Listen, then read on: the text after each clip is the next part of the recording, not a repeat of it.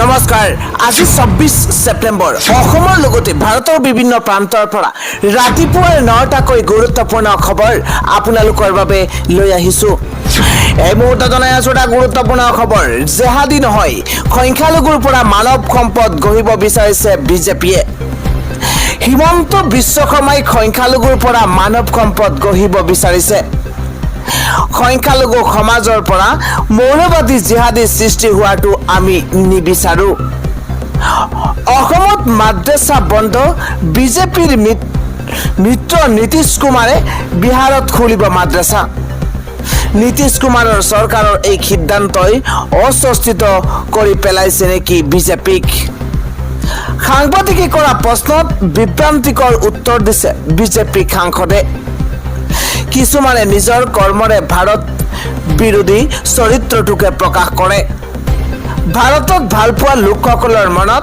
এনেকুৱা ব্যক্তিক লৈ প্ৰশ্ন হয় সাংসদ দিলীপ শইকীয়াই আওপকীয়াকৈ সমালোচনা কৰিছে নেকি নীতিশ কুমাৰক হিমন্ত বিশ্ব শৰ্মাই সংখ্যালঘুৰ পৰা মানৱ সম্পদ গঢ়িব বিচাৰিছে পৰৱৰ্তী খবৰ উজনি বিটিএডিত বিজেপিৰ জনপ্ৰিয়তা হ্ৰাস পাইছে বিজেপিৰ পকত নাই এবাৰ সংখ্যালঘু এই মুহূৰ্তত জনাই আছো এটা ব্ৰেকিং নিউজ কিয়নো সংখ্যালঘু ৰাইজৰ নাই বিজেপিৰ পকত উজনি অসম বিটিএডিটো জনপ্ৰিয়তা হ্ৰাস পাইছে বিজেপিৰ 50ৰো অধিক সমষ্টিত 30,000ৰো সদস্যই ভৰ্তি নহল বিজেপিত 50ৰো অধিক সমষ্টিত 30,000ৰো সদস্য ভৰ্তি নহল বিজেপিত লোকসভা নিৰ্বাচনত 90 নম্বৰ বিধানসভা সমষ্টিত হৈছিল অগ্ৰগতি এইবাৰ সদস্য ভৰ্তি অভিযানত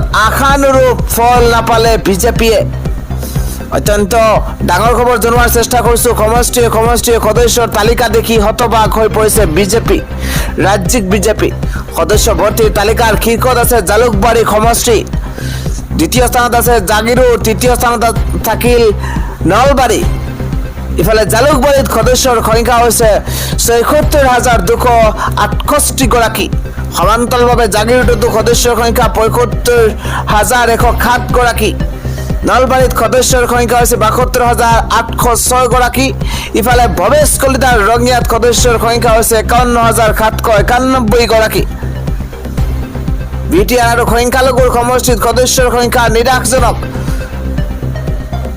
ওদালগুৰিত সদস্যৰ সংখ্যা ১৯,৮৭২ গৰাকী ইফালে মাজবাটত ২০,০৩১ গৰাকী বাক্সাত ১৭,৩৭৫ গৰাকী সদস্য ইফালে চেঙাত মাত্ৰ ৩,৯১৯ গৰাকী ইফালে মন্দিয়াৰ ৪,২৪০ গৰাকী সদস্য চমৰিয়াত ৬,৭৯৩ গৰাকী পকা বেতবাৰীত ইফালে ৪,৬০৩ গৰাকী সদস্য উজনি অসমৰ টিয়কত মাত্ৰ ১৪,১৩৯ গৰাকী তিতাবৰত ১৩,৬৭২ গৰাকী আমি উল্লেখ কৰিব বিচাৰিছো সংখ্যালঘু ৰাজ্যৰ নাই বিজেপিৰ পক্ষত ৰাজ্যখনৰ বাবে আন এটা গুৰুত্বপূৰ্ণ খবৰ হৈছে উৎকট গৰমৰ মাজতে বিদ্যালয়ক লৈ প্ৰশাসনৰ বৃহৎ ঘোষণা আজিৰ পৰা চৰকাৰী বেচৰকাৰী সকলো শিক্ষানুষ্ঠান বন্ধৰ ঘোষণা কৰা হৈছে অত্যন্ত গুৰুত্বপূৰ্ণ খবৰ ছাত্ৰ ছাত্ৰীৰ স্বাস্থ্যৰ প্ৰতি লক্ষ্য ৰাখি বিদ্যালয় বন্ধৰ ঘোষণা শিক্ষা বিভাগৰ ২৬ ছেপ্টেম্বৰৰ পৰা ২৭ ছেপ্টেম্বৰলৈ বন্ধ থাকিব সকলো বিদ্যালয় কামৰূপ মহানগৰ জিলাত শিক্ষা বিভাগে জাৰি কৰিছে এই বিশেষ নিৰ্দেশনা উৎকট গৰমৰ মাজতে বিদ্যালয়ক লৈ প্ৰশাসনে বৃহৎ ঘোষণা কৰিছে আন এটা গুৰুত্বপূৰ্ণ খবৰ হৈছে উজনি অসমত সন্তোষজনক বিজেপি সদস্য উজনি অসমত সন্তোষজনক নহয় বিজেপিৰ সদস্য ভৰ্তি অভিযান ডাঙৰ খবৰ উজনি অসমত আশা কৰাতকৈ ফল পোৱা নাই বিজেপিয়ে উজনি অসমত আশা কৰাতকৈ ফল নাপালে বিজেপিয়ে সদস্য ভৰ্তি অভিযান আশাব্যঞ্জক নোহোৱাত এইবাৰ ৰণত নামিল কেন্দ্ৰীয় মন্ত্ৰী সৰ্বানন্দ সোণোৱাল সদস্য ভৰ্তি অভিযান আশাব্যঞ্জক নোহোৱাত এইবাৰ ৰণত নামিছে কেন্দ্ৰীয় মন্ত্ৰী সৰ্বানন্দ সোণোৱাল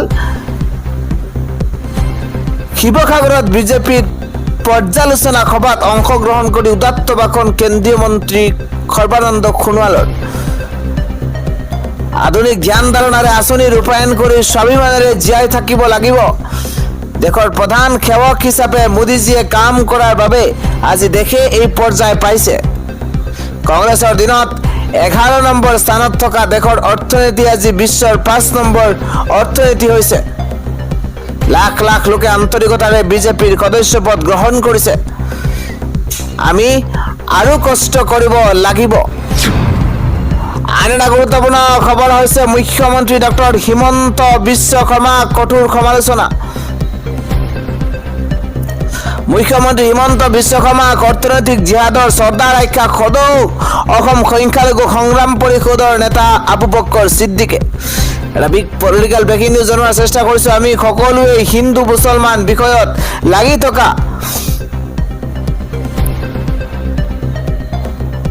আমি এৰিব লাগিব, অন্যথা অসম হ'ব দ্বিতীয় শ্ৰীলংকা। কোনে এইদৰে মন্তব্য কৰিছে জনোৱাৰ চেষ্টা কৰিছোঁ। বৰ্তমান অসমৰ প্ৰত্যেকজন ব্যক্তিৰ মূৰত 40,000 টকা ঋণৰ বোজা এৰি দিছে চৰকাৰে। মুখ্যমন্ত্ৰী ডক্টৰ হিমন্ত বিশ্ব শৰ্মাই পুনৰ ঋণ লৈ অসমৰ অৰ্থনৈতিক অৱস্থা বেয়াৰ ফালে লৈ গৈছে। মুখ্যমন্ত্ৰী হিমন্ত বিশ্ব শৰ্মাই পুনৰ ঋণ লৈ অসমৰ অৰ্থনৈতিক অৱস্থা বেয়াৰ ফালে লৈ গৈছে।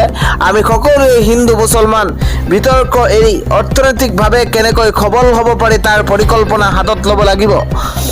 হিমন্ত বিশ্ব শৰ্মাই হিন্দু মুছলমানৰ মাজত কাজিয়া লগাই নিজৰ পৰিয়ালক লৈ ৰাজকীয় জীৱন কটাইছে। 1200 টকীয়া অৰুণোদয় আঁচনি দিলেই দৰিদ্ৰ ৰাইজৰ সমস্যা সমাধান নহয়। মূল্যবৃদ্ধি আৰু ঋণক লৈ উজনি অসমৰ 30টা জাতীয় দল সংগঠন নিমাত কিয়? প্ৰশ্ন উত্থাপন হৈছে। মন্তব্য কৰিছে সদৌ অসম সংখ্যালঘু সংগ্ৰাম পৰিষদৰ নেতা আবু বক্কৰ ছিদ্দিকে। পৰৱৰ্তী গুৰুত্বপূৰ্ণ খবৰ হৈছে ভাৰতৰ ভয়ংকৰ ৰূপ লৈছে এইবাৰ মাংকি পক্সে। অত্যন্ত এটা গুৰুত্বপূৰ্ণ খবৰ। মাংকি পক্সৰ নতুন ভেৰিয়েণ্ট ব্লেড 1B-ক লৈ এইবাৰ জৰুৰীকালীন অৱস্থাৰ ঘোষণা হৈছে।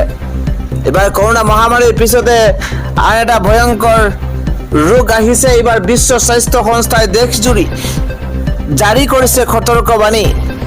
কেৰালাত 38 বছৰীয়া ৰোগীৰ দেহত ধৰা পৰিছে এই নতুন ভেৰিয়েণ্ট। অতি দ্ৰুতগতিত বিয়পোৱা এই ভেৰিয়েণ্টক লৈ চিন্তিত হৈছে ভাৰত চৰকাৰ। দ্বিতীয়বাৰৰ বাবে জৰুৰীকালীন অৱস্থা ঘোষণা কৰিবলৈ বাধ্য হৈছে কেন্দ্ৰ।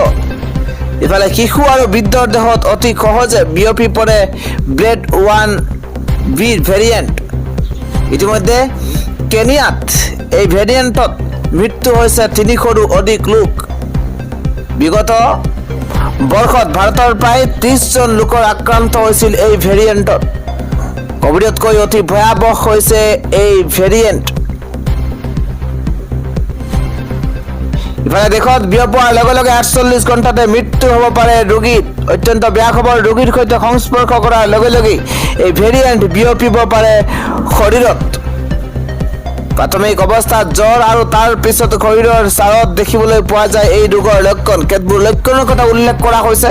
সৰু সৰু ঘমাচিৰ দৰে এই ভেৰিয়েণ্টত বিয়পি পৰে সমগ্ৰ শৰীৰত আৰু ভাৰতৰ ভয়ংকৰ ৰূপ ধাৰণ কৰিছে এই মংকি পক্সে।